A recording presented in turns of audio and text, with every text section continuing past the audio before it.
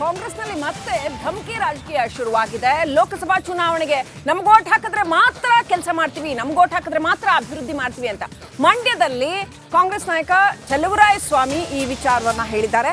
ಇವ್ರಿಗೆ ಮಾನ ಮರ್ಯಾದೆ ಇದೆಯೇನ್ರಿ? ಜನಗಳಿಗೆ ಧಮಕಿ ಹಾಕ್ತಾರಲ್ಲ ಕಾಂಗ್ರೆಸ್ನವರು, ಇವ್ರನ್ನ ಆರಿಸಿರೋದೇನೆ ಜನಗಳಿಗೆ ಧಮಕಿ ಹಾಕ್ತಾರೆ. ನೀವು ಲೋಕಸಭಾ ಚುನಾವಣೆಗೆ ನಮ್ಗೆ ಓಟ್ ಹಾಕಿದ್ರೆ ಮಾತ್ರ ಇಲ್ಲಿ ರಸ್ತೆ ಅಭಿವೃದ್ಧಿ ಮಾಡ್ತೀವಿ ಅಂತ. ಇವ್ರನ್ನ ಏನು ಹೇಳಬೇಕು? ಜನ ಇವ್ರನ್ನ ಹಳ್ಳಿನಲ್ಲಿ ತಡೆದು ಚೆನ್ನಾಗಿ ತರಾಟೆಗೆ ತಗೋಬೇಕು ಹೀಗೆ ಹೇಳೋರನ್ನ. ಯಾಕಂತಂದ್ರೆ ಇವ್ರ ಕೆಲಸ ಅದು, ರಸ್ತೆ ಅಭಿವೃದ್ಧಿ ಮಾಡೋದು ಇವ್ರ ಕೆಲಸ. ಅದನ್ನ ಬಿಟ್ಟು ಚಲುವರಾಯಸ್ವಾಮಿ ಈ ಸಾರಿ ಕಾಂಗ್ರೆಸ್ಗೆ ಓಟ್ ಹಾಕಿದ್ರೆ ಮಾತ್ರ ಅಭಿವೃದ್ಧಿ ಮಾಡ್ತೀವಿ ಅಂತ ಅಲ್ಲಿ ಪಾಪ ಯಾರೋ ಜನಸಾಮಾನ್ಯರು ಮಂಡ್ಯದ ನಾಗಮಂಗಲ ತಾಲೂಕಿನ ಬಿಂಡೇನಹಳ್ಳಿ ಗ್ರಾಮದಲ್ಲಿ ರಸ್ತೆ ಅಭಿವೃದ್ಧಿ ಮಾಡ್ಕೊಡಿ ಸ್ವಾಮಿ ಅಂತ ಕೇಳಿದಾಗ ಜನಸಾಮಾನ್ಯರಿಗೆ ಈ ರೀತಿ ಉತ್ತರ ಕೊಟ್ಟಿದ್ದಾರೆ. ಇವರ ಧಾರ್ಷ್ಟ್ಯ ಎಷ್ಟಿದೆ, ಇವರ ಅಹಂಕಾರ ಎಷ್ಟಿದೆ ನೋಡಿ. ಅದನ್ನ ಮಾಡಲ್ಲ, ಓಟ್ ಹಾಕಿದ್ರೆ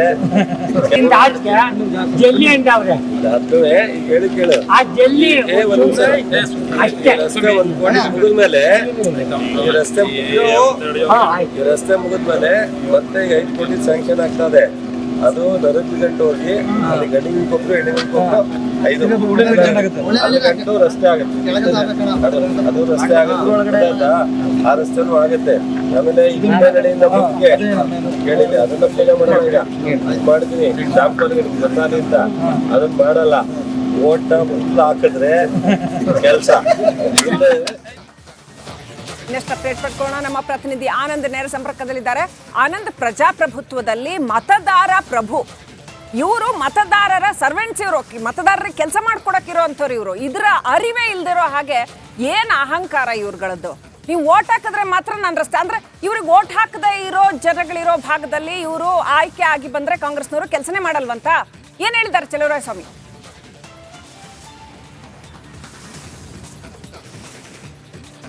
ಶ್ರೀಲಕ್ಷ್ಮಿ, ಮಂಡ್ಯ ಲೋಕಸಭಾ ಕ್ಷೇತ್ರದ ಕಾಂಗ್ರೆಸ್ ಅಭ್ಯರ್ಥಿ ಪರವಾಗಿ ಈಗಾಗಲೇ ಏನು ಮಂಡ್ಯ ಜಿಲ್ಲೆಯ ಎಲ್ಲ ಕಾಂಗ್ರೆಸ್ ಶಾಸಕರು ಪ್ರಚಾರಕ್ಕೆ ಇಳಿದಿದ್ದಾರೆ. ಅದರಲ್ಲೂ ಕೂಡ ಚುನಾವಣೆ ಘೋಷಣೆಗೂ ಮುನ್ನ ಸಾಕಷ್ಟು ಗುದ್ಲಿ ಪೂಜೆಗಳನ್ನು ಮಂಡ್ಯ ಕ್ಷೇತ್ರದ ಅಂದರೆ ಮಂಡ್ಯ ಜಿಲ್ಲೆಯ ಶಾಸಕರುಗಳು ಹಾಗೂ ಸಚಿವರು ಗುದ್ಲಿ ಪೂಜೆಯನ್ನು ನೆರವೇರಿಸ್ತಾ ಇದ್ದಾರೆ. ಆ ಎಲ್ಲ ಕಾರ್ಯಕ್ರಮಗಳು ಕೂಡ ಮಂಡ್ಯ ಕಾಂಗ್ರೆಸ್ ಅಭ್ಯರ್ಥಿ ಆಗಿರುವಂಥ ಸ್ಟಾರ್ ಚಂದ್ರು ಅವ್ರನ್ನ ಜೊತೆಗೆ ಕರ್ಕೊಂಡೋಗಿ ಜನರಿಗೆ ಪರಿಚಯ ಮಾಡುವಂಥ ಕೆಲಸವನ್ನು ಮಾಡ್ತಾ ಇರುವಂಥದ್ದು. ಅದೇ ರೀತಿ ಇವತ್ತು ನಾಗಮಂಗಲ ತಾಲೂಕಿನ ಬಿಂಡೇನಹಳ್ಳಿ ಗ್ರಾಮದಲ್ಲಿ ಒಂದು ರಸ್ತೆ ಕಾಮಗಾರಿ ಗುದ್ಲಿ ಪೂಜೆಗಾಗಿ ಸಚಿವ ಚಲುವರಾಯಸ್ವಾಮಿ ಅವರು ಹೋಗಿದ್ರು. ಜೊತೆಯಲ್ಲಿ ತಮ್ಮ ಪಕ್ಷದ ಅಭ್ಯರ್ಥಿ ಸ್ಟಾರ್ ಚಂದ್ರು ಅವ್ರನ್ನು ಕರ್ಕೊಂಡು ಹೋಗಿದ್ರು.